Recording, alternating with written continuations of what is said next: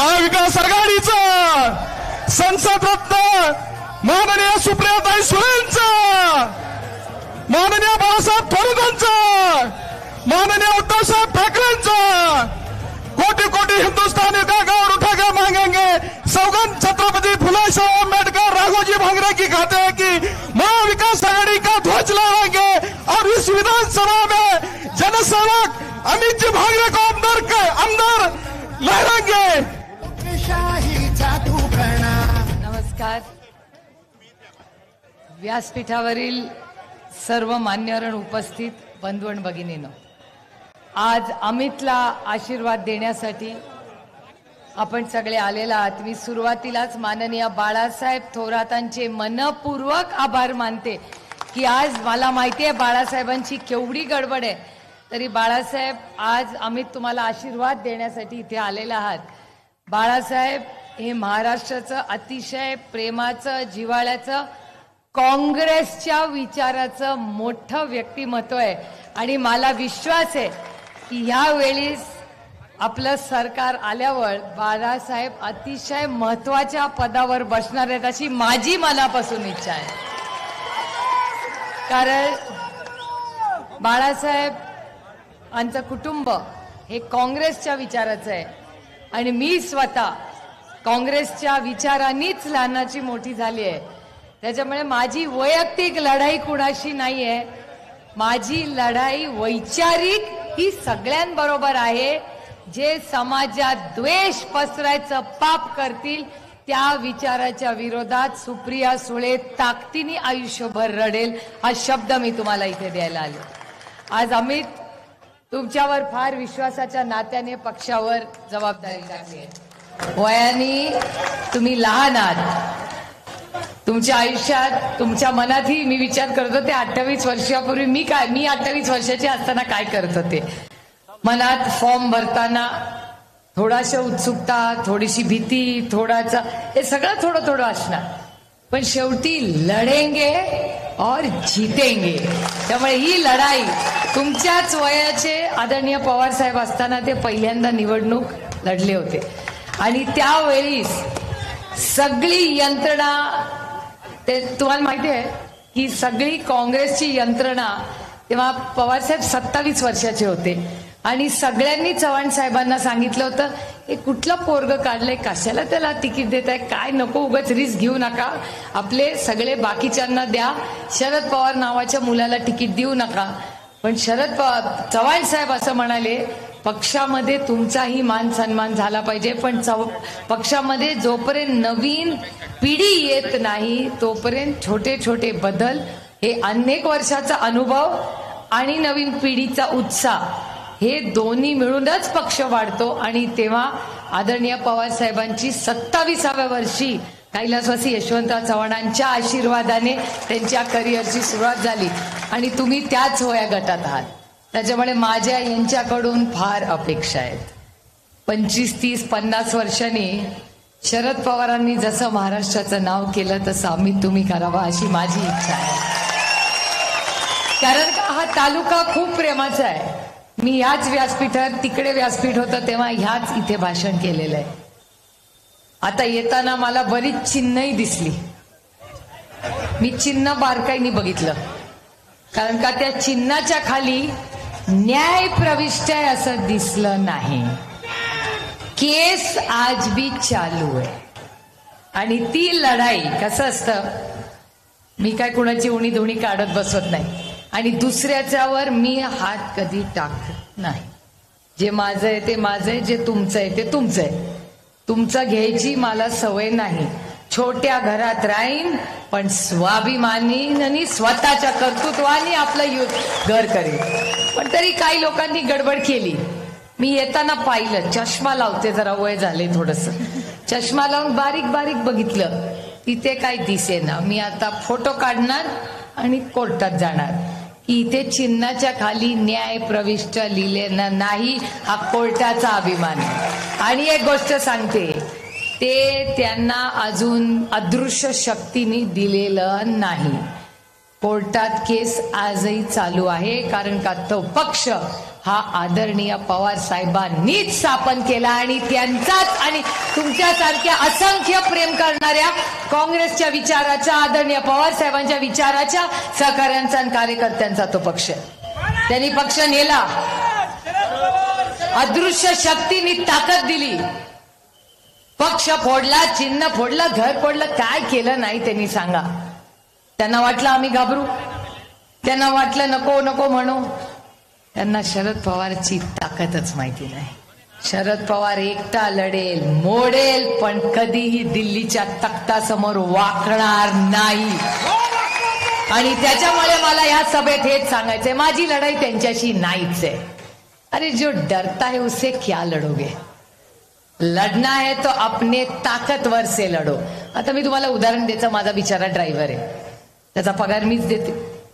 त्याला दम दिला, तो काय म्हणेल, जाऊ दे ताई बोलली, जाऊ दे, पापी पेट का सवाल आहे, पोर आई वडिलांचं औषध आहे, पोरांची फी आहे, काय करेल बिचारा. तो ऐकून घेईल माझे 2 शब्द. पण आपल्यापेक्षा जो वीक आहे त्याला बोलण्यात काय मतलब. अरे खरंच बहादर असाल ना तर आपल्यापेक्षा ताकदवराशी लढायला शिका. त्याला त्याला मराठी बाणा म्हणतात. तुम्ही छत्रपतींचं नाव घेता ना, शाहू फुलेंचं, आंबेडकरांचं नाव, तर कुठल्या तोंडाने नाव घेता तुम्ही? हा देश अदृश्य शक्तीने चालणार नाही.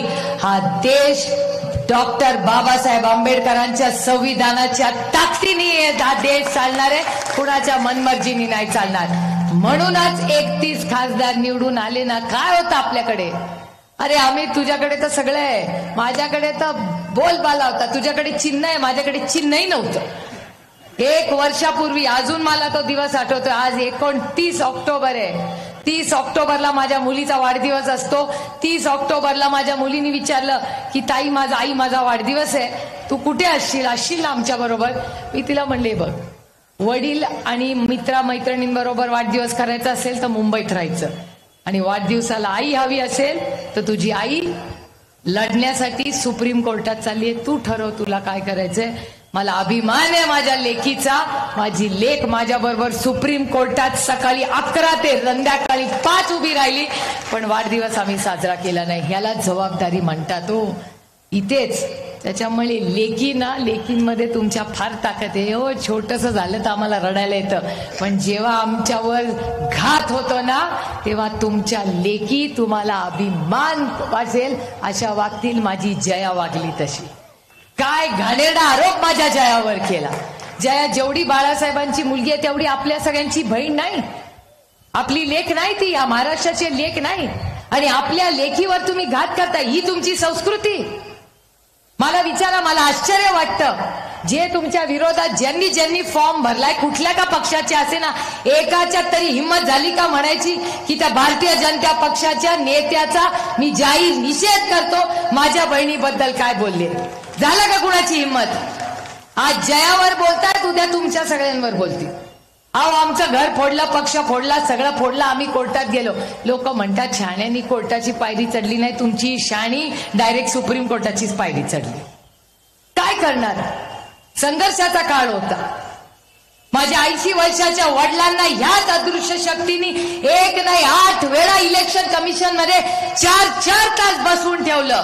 तुम्हाला चाललं असतं? सुप्रीम कोर्टात आज लढाई आहे. आमची चूक काय? आमची एवढी चूक की आम्ही इमानदार आहोत, ही आमची चूक आहे. आमच्या मागे आईस नाही.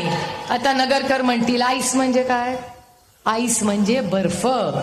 ICE. आय म्हणजे इन्कम टॅक्स, सी म्हणजे CBI आणि ई म्हणजे ED. आमचं तसलं काय नाही, एकदम मोकळं टाकलंय सगळं. म्हणजे आम्ही इमानदार, ते लढायचं, सुप्रीम कोर्टात जायचं, धावपळ करायची, आणि आईस सगळे आरामात बसलेत, काही प्रॉब्लेम नाही. अशी परिस्थिती आहे राज्याची. आणि मग माझ्या ध्यानात आलं, ही लढाई फक्त महाराष्ट्राच्या स्वाभिमानाची आहे. छोट्या घरात राहू, अर्धी भाकरी खाऊन राहू, पण कुणाला आम्ही मिंदे आयुष्यात राहणार नाही. हे आमचे संस्कार आहे. आम्ही मराठी लेखी आहोत. ज्या पद्धतीने जया वागली, मला अभिमान आहे जयाचा. ती गप्प बसली, आरेला कार्य म्हणत बसली नाही. काय होती ती चूक तिची? की ती एक मुलगी आहे. हे महिलांच्या विरोधात हेच भारतीय जनता पक्षाचं आणि माझं लढाई. माझी लढाई ओरिजिनल भारतीय जनता पक्षाची नाही, नवीन आहे ना भारतीय जनता पक्षाची, ह्यांच्याशी माझी लढाई आहे. अहो वैचारिक लढाईला ठीक आहे, एका सशक्त लोकशाहीमध्ये विरोधक असलाच पाहिजे, पण तो दिलदार आणि सुसंस्कृत असला पाहिजे. चव्हाण साहेबांच्या बद्दल ही सगळी नावं घेतात, त्यांच्या विरोधातली पण नावं घेतात, जी घाबरतात ती पण घेतात. पण चव्हाण साहेबांचं नाव घ्यायचा त्यांना अधिकार नाही, कारण का चव्हाण साहेब दिल्लीच्या समोर कधी झुकलेले नाही. त्यांनी राजकारणात कमी जास्त सहन केला असेल. आणि मी तुम्हाला एक सांगते, आरेला करण्या म्हणायला ताकद मला पण आहे, पण मी आरेला कार्य म्हणणारी मुलगी नाही, कारण का माझ्यावर संस्कार झालेले आहेत. मी अनेक वेळा इच्छा असूनही उत्तर देत नाही, कारण का गप्प बसून सहन करायला जास्त ताकद लागते. अहो खरं सगळेच बोलतात, रोज सगळे म्हणतात ताकद हे ते, असं काही नसतं. आम्ही कशासाठी राजकारणात आलो? काय घरातली उणी धुणी काढायला नाही आलो आम्ही राजकारणात. तुमच्या आयुष्यात एक चांगला बदल घडवण्यासाठी आम्ही राजकारणात आलोय. माझी इच्छा आहे तुमच्या दुधाला चांगला भाव मिळावा. मला अभिमान आहे. अमितनी जेव्हा मला सांगितलं की ताई आपण निवडून आल्यावर, मला आता गाडीत सांगत होता, आपल्या सगळ्या मतदारसंघात सगळ्या महिलांच्या हातातून आपण चांगलं दुधाचं मोठं काम इथे उभं करायचंय. आणि ते जे काय बघा, गंमत बघा, मी महिलांबद्दल बोलते, पुरुष जास्त तात देत आहेत, पुरुष टाळ्या वाजवत आहेत, म्हणजे महिलांच्या बरोबरीने साथ द्यायची हे संस्कार आपल्यावर आहेत. आणि मग बघा, तुम्ही महिलांना अधिकार द्यायला तयार आहात आणि ती काय करतायत, जी आज भारतीय जनता पक्षाबरोबर ताकदीने उभी आहे, त्यातल्या जयाबद्दल बोलल्यावर एकानेही तोंड उघडलं नाही. ही माझी लढाई आहे. सामूहिक बलात्कार होतात, बदलापूरला होतात, माझ्या मतदारसंघात होतात, एकच शब्द काढला एकाने.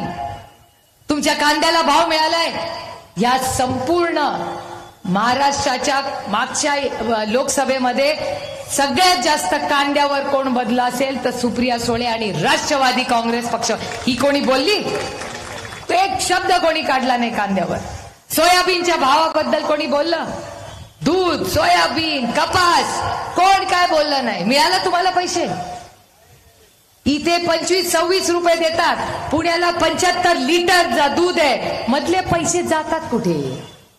आमच्या रोहितने आमच्याकडे एक शब्द काढलाय, तुमच्यापर्यंत पोचला का नाही माहिती नाही. मलिदा गँग. मी जरा आत्या पडते, त्याच्यामुळे जरा वयामानाने सगळंच पोरं बोलतात तसं बोलता येत नाही. पण हे खरं आहे की मलिदा गँग मोडून काढायची महाराष्ट्रात वेळ आहे. अहो माझ्या मतदारसंघात एवढा मोठा रस्ता केलाय, 18,000 कोटी रुपयाचा रस्ता झाला. म्हटलं वा. यावेळेस पत्र आलं की जरा महागाई वाढली आहे, 20,000 कोटी रुपयांनी रस्ता. नाही, चकित झाले. अहो 18,000 कोटी रुपयाचा रस्ता, एवढी महागाई झाली, 20,000 कोटी म्हणजे डबल भाव. कुठे चालले पैसे? मी सांगितलं माझ्या मतदारसंघात हा रस्ता होणार, पण ही ऑर्डर आपली सत्ता आल्यावर कॅन्सल होणार. हे 20,000 कोटी रुपये वाढवलेले आहेत ना, ते कुणाच्या घरात आणि खिशात आणि खोक्यांमध्ये नाही जाणार. हे सर्वसामान्य माणसाची, कष्ट करणाऱ्या स्वाभिमानी शेतकऱ्याच्या सरसकट कर्जमाफीमध्ये हे पैसे जाणार. हे कुणाच्या घरी जाणार नाहीत पैसे. आणि अभिमानाने मी सांगू शकते, कुठलेही आरोप सुप्रिया सुळेवर करू शकतात, पण सुप्रिया सुळे की सबसे बड़ी ताकत मेरी ईमानदारी है. हे मी कुणाच्याही डंके की चोट पे म्हणू शकते. कुणाला मिंदी नाही मी. आपल्याकडे खोके बोके भानगड चालत नाही, आपल्या गरजाच कमी आहेत. काय लागतं मला सांगा हो. मी रामकृष्ण हरिवाली, खाली हात आते और खाली हात जाएंगे. कशासाठी हा सगळं चाललंय? ही लढाई ही कुठल्या व्यक्ती, आणि महाराष्ट्रात तर माझी कुणाची लढाईच नाही, कारण का आमच्या सगळ्यांचं, विरोधकांचं सगळं दिल्लीवरनं चालतं. तिकीट काढायला सगळे दिल्लीला, ओके म्हणलं दिल्लीला, त्यांच्या पक्षाची तिकीट पण दिल्लीच ठरवते. त्याच्यामुळे इथे कशाला लढायचं कुणाशी? लढेंगे तर आपली ताकदवर से लढेंगे. त्यामुळे आपली लढाई आम्ही तिथे कुणाशी नाही, आपली दिल्लीत लढायचं. आणि खूप मजा येते हो, कारण एवढ्या सगळ्या ताकदवर लोकांना, जेव्हा मी छत्रपती शिवाजी महाराजांचं नाव घेते आणि शाहू फुले आंबेडकरांचं नाव घेते, तेव्हा मला अभिमान वाटतो की माझ्या आई वडिलांनी जे संस्कार माझ्यावर केले, जे शिक्षण मला दिलं, त्या शिक्षणाचा उपयोग आज महाराष्ट्राच्या मायबाप जनतेची सेवा करण्यासाठी आहे. हा मुलगा का आला राजकारणात? तर तुमच्या आयुष्यात एक चांगला बदल घडवण्यासाठी तो आलाय.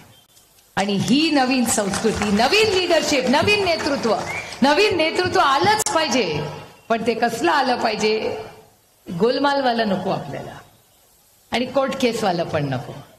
अरे लढणं आहे तर आपल्या लोकांसाठी, जो लोकांचा होऊ शकतो एवढा डरपोक वो अपना कैसे होगा यार.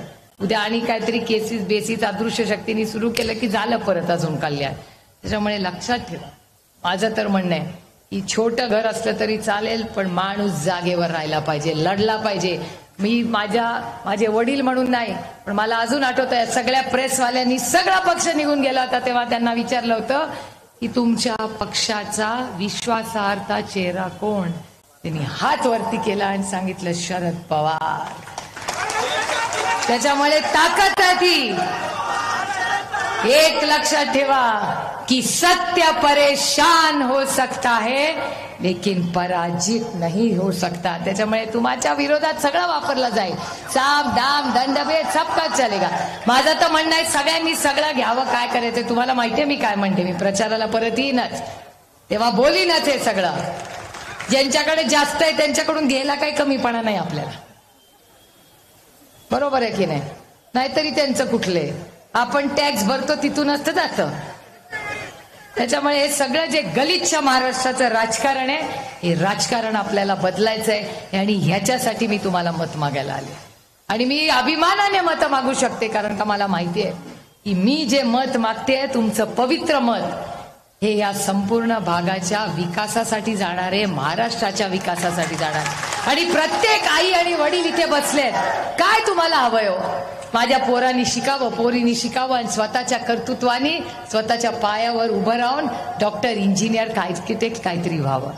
मी तुम्हाला शब्द देते, आपलं सरकार आल्यावर चांगल्या मोठ्या इन्व्हेस्टमेंट्स, मोठ्या कंपन्या ज्या ह्यांनी दुसऱ्या राज्यात घालवल्या खेचून परत आणू आणि महाराष्ट्राच्या स्वाभिमानी मुलांना नोकऱ्या देऊ. या सगळ्या MIDC ची सुरुवात कोणी केली? कैलासवासी यशवंतराव चव्हाणांनी त्याची सुरुवात केली. त्यानंतर वसंतदादांनी केली, नंतर आदरणीय पवारसाहेब मुख्यमंत्री झाले त्यांनी केली, विलासराव देशमुखांनी केली. त्याच्यात खूप मोठं योगदान थोरात कुटुंबाचं आहे आणि बरेच कुटुंबाची योगदान आहेत त्याच्यात. काय कोण एकटा सगळं करत नाही, सगळ्यांचे टीम वर्क असते, त्यांनी करतात.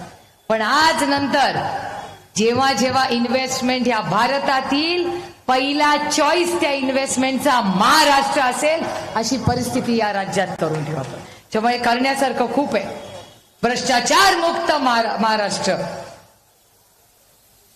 मला चिठ्ठी आली आहे, लाडक्या बहिणीवर बोला. मी कुठल्या तोंडाने बोलणार? एक आहे की बहिणी लाडक्या कधी झाल्या? लोकसभेनंतर. लोकसभेच्या आधी कोणी बहिणी लाडक्या नव्हता. मला विचारा ना, त्याचा सगळ्यात चांगला अनुभव मला आहे, बरोबर की. सुरुवात तर माझ्यापासून झाली. पण एक तुमची परवानगी घेऊन बोलू का? तुम्ही वाईट वाटून घेऊ नका. लाडक्या बहिणीची जी योजना आहे ना, त्याचं थोडंसं क्रेडिट थोडंसं आमच्या बारामतीकरांना द्या ना. असा आमच्या बारामतीकरांनी दणका दिला ना, हलवून टाकला राज्याला, डायरेक्ट स्कीमच आली त्याच्यानंतर. त्याच्यात तुमचा पण आहे वाटा, असं नाही. सबका आहे. जे 31 खासदार निवडून आले ना महाविकास आघाडीचे, त्या सगळ्या 31 मतदारसंघांचा जाहीर आपण आभार मानले पाहिजे. जो दणका दिला ना की डायरेक्ट बहिणी लाडक्याच झाल्या. पण एक दुर्दैव या बहिणींच्या स्कीमचं. तुम्ही स्कीम दिली मलाही, आणि या स्कीम बद्दल मला काय म्हणायचं नाही. मी एकच सांगेन की माझं थोडंसं हे वेगळं मत आहे. बहिणींचं प्रेमच या महाराष्ट्रातल्या भावांना कळलं नाही हो. आमच्या बहिणींना यांना नाती आणि व्यवहारातलं अंतरच कळलं नाही. नात्यात पैसे नसतात, प्रेम असतं, आणि व्यवहारात पैसे असतात, प्रेम नसतं. तुम्ही व्यवहारात प्रेम करायला गेला ना, केलं डबका आपलं बंद झालं दुकान. आणि नात्यात पण जेव्हा पैसे येतात ना तेव्हा प्रेम नसतं. 1500 रुपये मी तुम्ही बहिणींचं नातं तुम्हाला वाटतंय अरे मांग के तो देख लेते तुमको सब कुछ दे देती. काय एवढं मोठं गटूड आहे. तेच होतं ना, कोण नाही म्हणलं होतं. पण अदृश्य शक्ती आमची, अदृश्य शक्तीमुळे हे सगळं झाले. पण ठीक आहे, आता अदृश्य शक्तीशी बी लढलेंगे. माझी तर नेहमीच भेट होते अदृश्य शक्तीची. त्याच्यामुळे मला गंमत येते, कारण का लढायला जरा ताकदवर माणूस पाहिजे ना, नाहीतर लढाईला मजा कुठे येते. त्याच्यामुळे लाडक्या बहिणींची तुम्ही काळजी करू नका. लाडक्या बहिणींना यांनी 150 दिलेत, आपण नुसते बहिणींना पैसे देणार नाही. हे सगळे कॅमेरे आहेत ना, लक्षात ठेवा आणि रेकॉर्ड करून ठेवा सुप्रिया सुळेचे शब्द. आणि मी माझे ज्येष्ठ बंधू कैलासवासी RR पाटलांना केंद्रबिंदू ठेवून हा शब्द तुम्हाला देते की माझा भाऊ RR पाटील जेव्हा या राज्याचे उपमुख्यमंत्री होते आणि गृहमंत्री होते, महिलांवर अन्याय व्हायचा नाही. जे राज्य RR आबांनी होम मिनिस्टर गृहमंत्री म्हणून चालवलं तसंच राज्य आणू आणि आपलं महाविकास आघाडीचं सरकार आल्यावर महिलांची सगळी सुरक्षिततेची जबाबदारी महाविकास आघाडी ताकदीने घेईल. या राज्यात कुठल्याही मुलीचा अपमान होणार नाही. आणि आमच्या जयाबद्दल बोललं ना, तसलं पण सहन होणार नाही. आणि बलात्कार, मी शब्द तुम्हाला देते, बलात्कार करायची तरी छेड काढली तरी काहीतरी करून तुम्हाला दाखवीन काय करेन. बलात्कार तर बहुत दूर की बात आहे. आणि जर बलात्कार झाला तर नुसते बदलापूर आणि बंदुकी नसल्या भानगडी करणार नाही. आपण संविधानावर प्रेम ठेवणारे लोक आहोत. भारतरत्न डॉक्टर बाबासाहेब आंबेडकरांनी दिलेल्याच दिशेने हा चालेल. त्याला अटक होईल, तातडीने FIR करू, फास्ट ट्रॅक कोर्ट करू आणि जो व्यक्ती महाविकास आघाडीचं सरकार आल्यावर बलात्कारात कधी पकडला गेला तर त्याला भर चौकात फाशीची शिक्षा देऊ, हा शब्द सुप्रिया सुळे तुम्हाला देते. त्यामुळे महिला सुरक्षितता हे या सरकारचं प्राधान्य असेल. आणि फक्त महिला नाही, आपल्या मुलांची सुरक्षितता. तुम्ही बघताय ड्रग्ज असेल, काय काय नको नको ते ऐकायला मी त्याची माहिती नव्हतं. सुरक्षितता, चांगल्या दर्जाचं शिक्षण, एकही शाळा या राज्यात बंद होणार नाही. एक मूल असलं तरी चालेल, पण शाळा त्याला अधिकारानेच मिळेल आणि तिथे शिक्षकही असेल. खूप काम करायचे आपल्याला.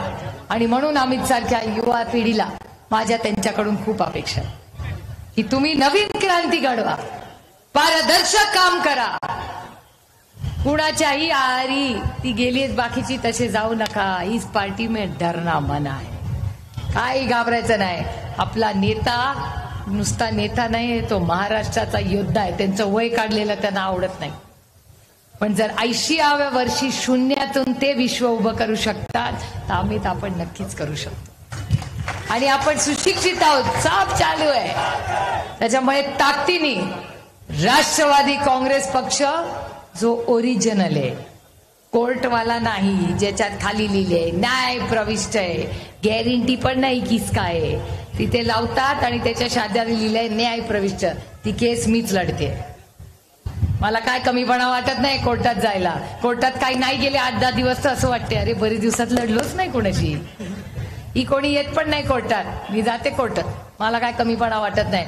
आपल्या सत्यासाठी, वडिलांसाठी आणि महाराष्ट्राच्या स्वाभिमानासाठी कोर्टात किती वेळा लढायला लागेल तर तुमची ही लेख जाईल. आणि मी जोपर्यंत न्याय मिळत नाही, आता लोक म्हणतात वाजली ना तुतारी, माझ्या पांडुरंगावर फार प्रेम आहे.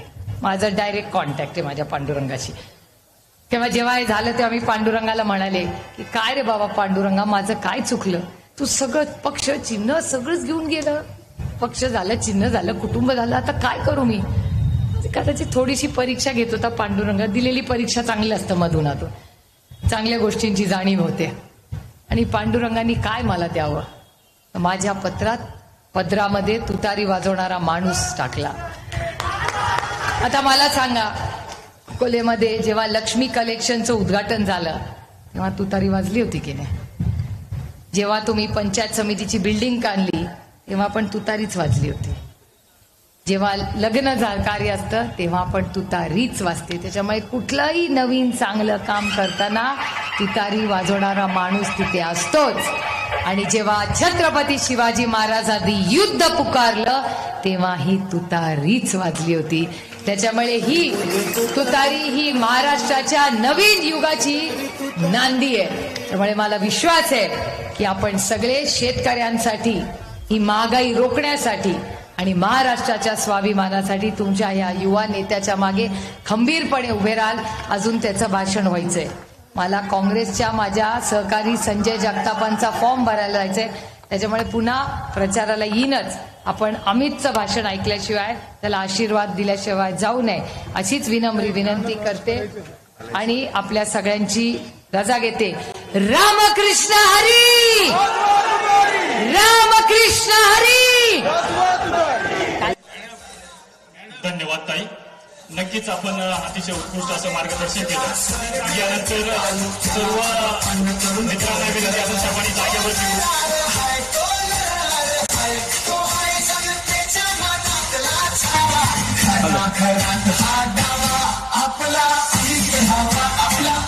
मित्र, आपण सर्वजण राजयोग न्यूजच्या माध्यमातून हे सर्व लाईव्ह प्रक्षेपण बघत आहात. एक आपल्या सर्वांना एक नम्रतेची विनंती, आपल्या सर्वांच्या कृपा आशीर्वादाने अकोले तालुक्यातील सर्व घडामोडी आम्ही राजयोगच्या निमित्ताने माध्यमातून आम्ही तुम्हाला सर्व लाईव्ह प्रक्षेपण दाखवत असतो. आणि संपूर्ण तालुक्यामध्ये हे सर्व ज्या काही घडामोडी आहे त्या हे लाईव्ह कंटेंटच्या स्वरूपामध्ये आम्ही तुमच्या गावामध्ये येणार आहे. परंतु त्याच लोकांना हे लाईव्ह प्रक्षेपण ज्यांनी आमच्या चॅनलला सबस्क्राईब केलेलं आहे, एक 15,000 सबस्क्रायबर हो ही खरी आमची अपेक्षा आहे. आणि फक्त 100 सबस्क्रायबरची गरज आहे. आम्ही तुम्हाला सर्वांना विनंती करतो, जवळपास 1700 लोक सबस्क्राईब बघत आहात आणि 1700 लोक लाईव्ह कंटेंट बघत आहात. आम्ही सर्वांना विनंती करतो की खाली दिलेलं जे काही लाल बटन आहे सबस्क्राईबचं, त्याच्यावर आपण क्लिक करा आणि त्याच्यावर घंटीच्या या बेलवर क्लिक करून आपण आपल्या नोटिफिकेशन बनवू शकता. अकोले